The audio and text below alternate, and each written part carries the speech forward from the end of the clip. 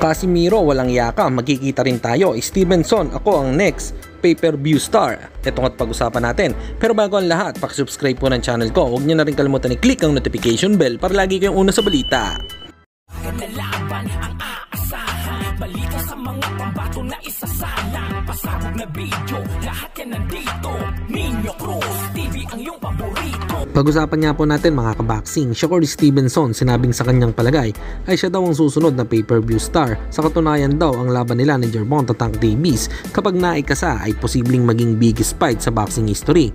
Ang problema sa naging laban niya kay Dos Santos ay naging boring at huling laban na din ito sa kontrata niya sa Top Rank, kung saan ang huling laban hindi pa tapos pero nag-uuwian na ang mga tao dahil sa nabagot sa performance nito. Gaano kalaki ang tsansa nito na papirmahin pa siya ng Top Rank? Kasi kung naboring si Bob Arum sa boksingerong katulad ni Rigondo, palagay ko ay tagilid ang sitwasyon ngayon ni Stevenson kay Arum at sa Top Rank. Samantalang update naman tayo kay Jerwin Angcahas, tila wala pa ding ina-announce kung kailan ang laban nito kay Takuma Inoue. Sana ngayong December na ang bakbakan nilang dalawa, kaso sa kasamaang palad ay na-injury si Takuma. Sayang ang ensayo ni Jerwin, baka ma-overtrain pa ito sa tagal ng paghihintay dahil tuloy-tuloy nga ang training ni Angcahas. So abangan na nga lang po natin ang susunod na update.